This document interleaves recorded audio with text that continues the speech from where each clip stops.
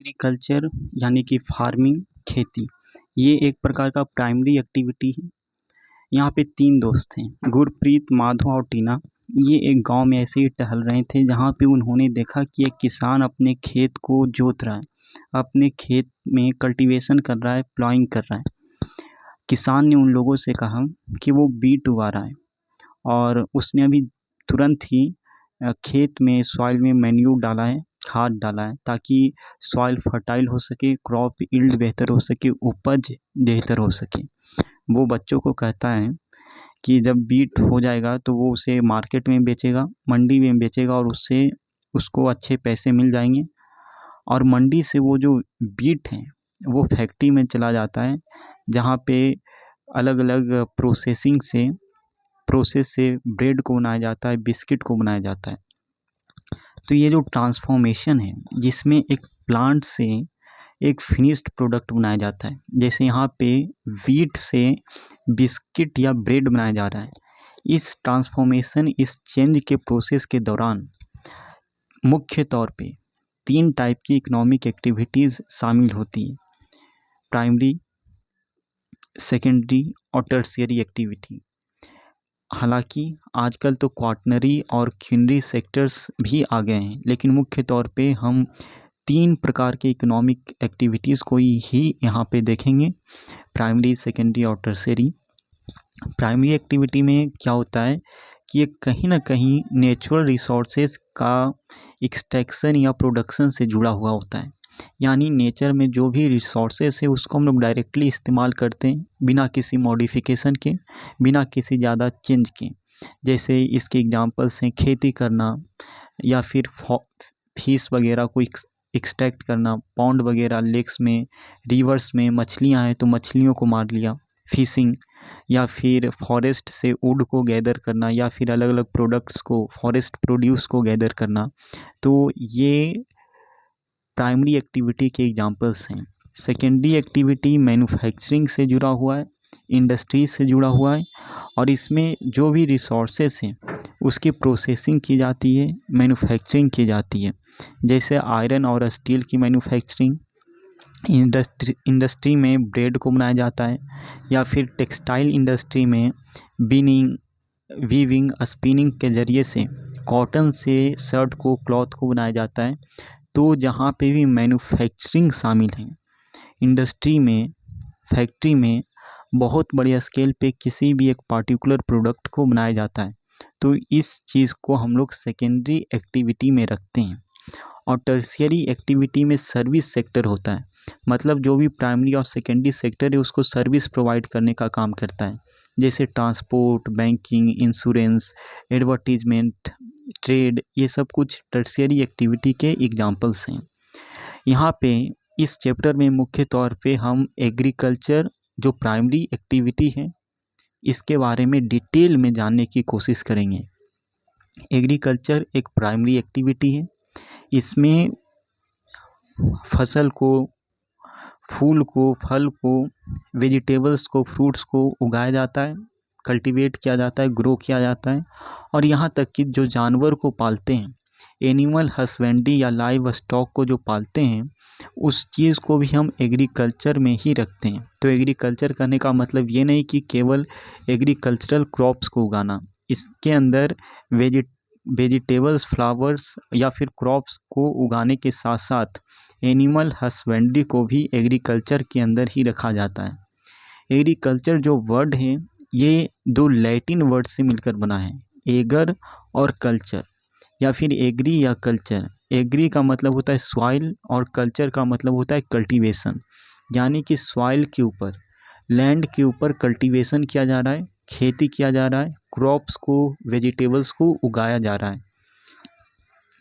दुनिया भर में लगभग 50% आबादी एग्रीकल्चर करती है, और इंडिया में 2/3 पॉपुलेशन, लगभग 55% आजकल, 55% से 56% पॉपुलेशन आज भी एग्रीकल्चर करती है, एग्रीकल्चर के ऊपर डिपेंडेंट हैं। किसी भी एक पार्टिकुलर रीजन में एग्रीकल्चर होगा या नहीं होगा वो वहाँ के सॉइल और क्लाइमेट के ऊपर डिपेंड करता है, कि अगर सॉइल फर्टाइल होगा, फेवरेबल क्लाइमेट होगा, टोपोग्राफी, रिलीफ फीचर्स, समतल होंगे, फ्लैट होंगे, प्लेन होंगे, तो वहाँ पे एग्रीकल्चर आसानी से किया जा सकता है। वो ज़मीन जहाँ पे एग्रीकल्चर को आसानी से किया जा सकता है, क्रॉप्स को उगाया जाता है, उसको एरेबल लैंड या फिर कल्टीवेबल लैंड कहते हैं।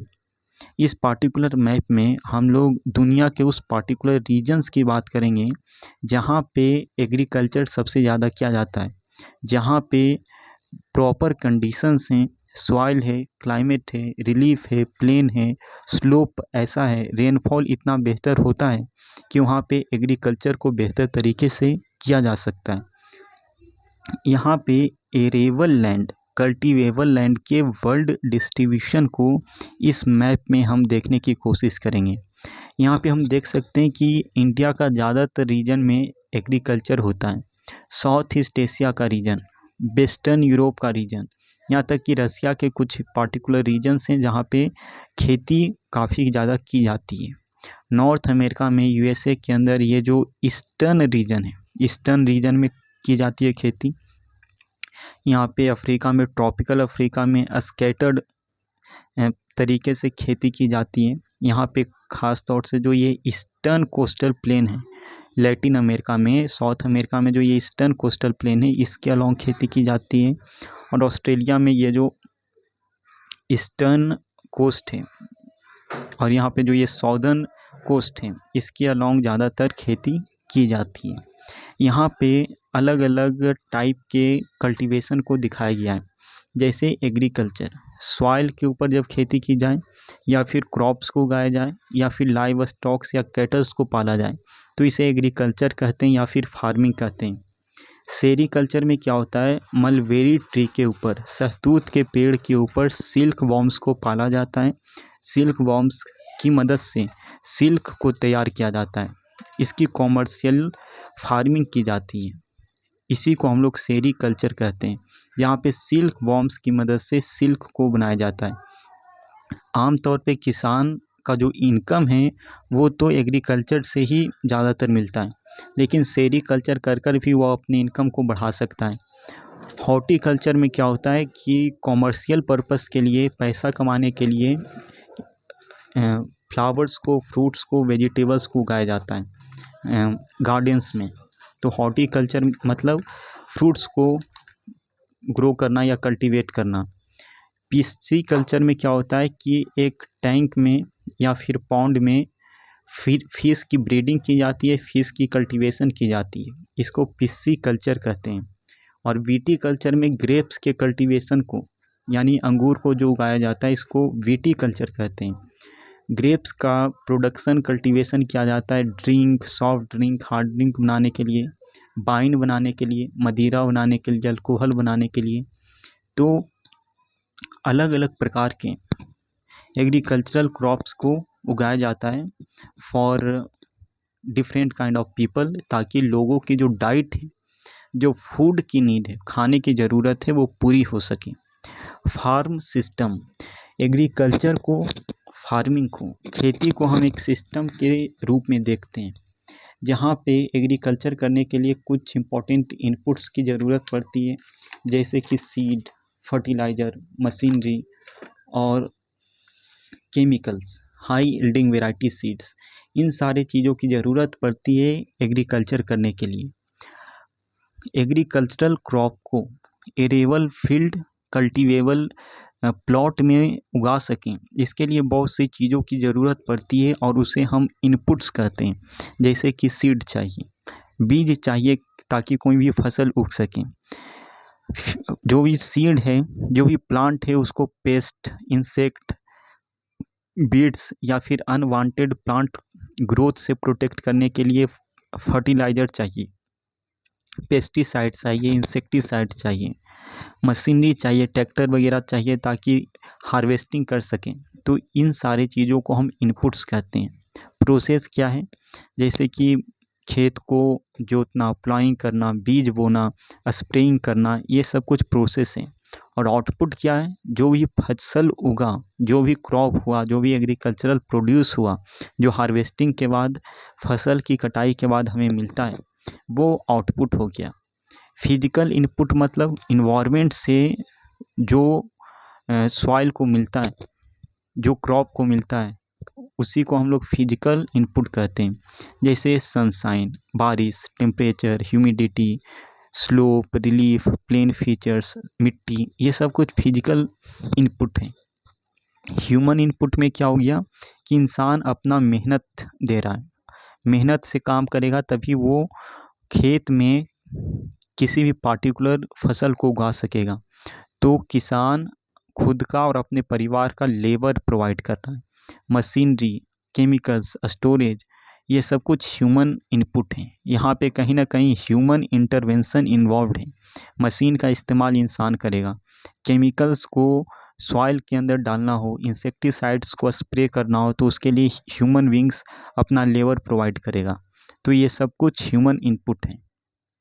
अगर बात करें ये जो सिस्टम है, इस सिस्टम का आउटपुट क्या है? एक तो क्रॉप, दूसरा हमने ये भी पढ़ा था कि एग्रीकल्चर में केवल क्रॉप्स को उगाना ही नहीं होता। अगर कोई फार्मर क्या करता है, एनिमल्स को पालता है, तो उसको भी हम लोग एग्रीकल्चर में ही शामिल करते हैं। तो कोई इंसान अगर जानवर पालता है तो जानवर से उसे दूध मिल गया, मीट मिल गया, डेयरी प्रोडक्ट्स मिल गए, पोल्ट्री प्रोडक्ट्स मिल गए, तो ये सब कुछ भी आउटपुट हो गया फार्मिंग सिस्टम का। टाइप्स ऑफ फार्मिंग, दुनिया के अलग अलग हिस्सों में अलग अलग तरीके से खेती की जाती है। वो डिपेंड करता है कि किसी भी एक रीजन में ज्योग्राफिकल कंडीशन क्या है, सॉइल कैसा है, क्लाइमेट कैसा है, टेक्नोलॉजी का लेवल क्या है, लेबर कैसा है, डिमांड क्या है किसी भी प्रोड्यूस का, किसी भी क्रॉप का। किसी भी एक पार्टिकुलर रीजन में लोग राइस खाना ज़्यादा पसंद करते हैं, तो वहाँ पे राइस की कल्टीवेशन सबसे ज़्यादा की जाएगी। कहीं पे बीट खाना पसंद करते हैं तो वहाँ पे बीट को ज़्यादा ग्रो किया जाएगा। तो इन फैक्टर्स के आधार पे जो भी फार्मिंग है, एग्रीकल्चर है, उसको दो कैटेगरी में बांटते हैं। एक तो सबसिस्टेंस फार्मिंग और दूसरा कॉमर्शियल फार्मिंग। सबसिस्टेंस फार्मिंग इसलिए की जाती है ताकि ये किसान अपने परिवार की ज़रूरतों को पूरा कर सकें। ट्रेडिशनली काफ़ी पुराने समय से इस प्रकार के फार्मिंग को किया जाता है, जहाँ पे लो लेवल ऑफ टेक्नोलॉजी का इस्तेमाल होता है। एक किसान का जो परिवार है, परिवार के सारे लोग, सारे मेंबर्स लेबर सर्विस प्रोवाइड करते हैं, काम करते हैं खेतों में, और वो एग्रीकल्चरल क्रॉप्स को उगाते हैं। आम तौर पे यहाँ पे जो इनपुट होता है वो काफ़ी ज़्यादा होता है, लेकिन आउटपुट काफ़ी कम होता है, फसल काफ़ी कम उपजता है। सबसिस्टेंस फार्मिंग को फर्दर हम दो कैटेगरी में बांटते हैं। एक तो इंटेंसिव सबसिस्टेंस फार्मिंग और दूसरा प्रीमिटिव सबसिस्टेंस फार्मिंग। तो सबसिस्टेंस मतलब सबसिस्टेंस के लिए किया जा रहा है, एक इंसान खुद को सस्टेन करने के लिए, खुद के परिवार की ज़रूरतों को पूरा करने के लिए खेती कर रहा है। यहाँ पे आउटपुट कम है, लो लेवल टेक्नोलॉजी इस्तेमाल कर रहा है। एक किसान परिवार अपना लेबर सर्विस प्रोवाइड कर कर खेती कर रहा है। इसके दो कैटेगरी हैं, एक तो इंटेंसिव और दूसरा प्रीमिटिव। इंटेंसिव सबसिस्टेंस एग्रीकल्चर में क्या होता है कि जो किसान होता है वो स्मॉल प्लॉट ऑफ लैंड के ऊपर खेती करता है, मतलब उसका ज़मीन काफ़ी स्मॉल होता है, फ्रेगमेंटेड होता है, बटा हुआ होता है, और सिंपल टूल्स का इस्तेमाल कर कर वो खेती करता है। इसमें लेबर की ज़्यादा ज़रूरत होती है, और आमतौर पे लेबर कहाँ से प्रोवाइड हो जाता है? एक फार्मर के फैमिली से। एक ऐसा क्लाइमेटिक रीजन जहाँ पे ज़्यादातर जो महीने हैं उसमें सनशाइन हो, मतलब गर्मी का मौसम काफ़ी लंबा है, विंटर सीजन शॉर्ट है। ऐसे इस प्रकार के क्लाइमेटिक कंडीशंस में, वेदर कंडीशंस में, और एक अगर सॉइल फर्टाइल हो तो इस प्रकार के रीजन्स में एक साल के अंदर दो या दो से ज़्यादा क्रॉप्स को उगाया जा सकता है। जैसे इंडिया, इंडिया एक मॉनसूनल टाइप ऑफ क्लाइमेट का कंट्री है, जहाँ पे एप्रोप्रिएट रेनफॉल होता है, टेम्परेचर अच्छा खासा है, फर्टाइल सॉइल है। इसकी वजह से एक साल में आमतौर पे 3 से ज़्यादा क्रॉप्स को उगाया जाता है, जैसे खरीफ क्रॉप, रबी क्रॉप और जायद क्रॉप्स।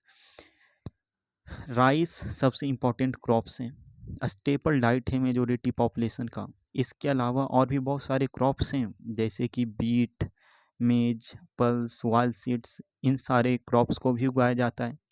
इंटेंसिव सबसिस्टेंस एग्रीकल्चर आमतौर पे South Asia, South East Asia और East Asia monsoonal climatic regions में जो थिकली पॉपुलेटेड एरिया है, ऐसे इलाके जहाँ पे पॉपुलेशन काफ़ी ज़्यादा है, पॉपुलेशन डेंसिटी काफ़ी ज़्यादा है, उस पार्टिकुलर रीजन में इस प्रकार से खेती की जाती है। जैसे यहाँ पे इस मैप में देख सकते हैं कि इंडिया का जो ये इंडो गैंगेटिक प्लेन है, यहाँ पे इंटेंसिव सबसिस्टेंस फार्मिंग सबसे ज़्यादा की जाती है, क्योंकि यहाँ पे पॉपुलेशन डेंसिटी काफ़ी ज़्यादा है।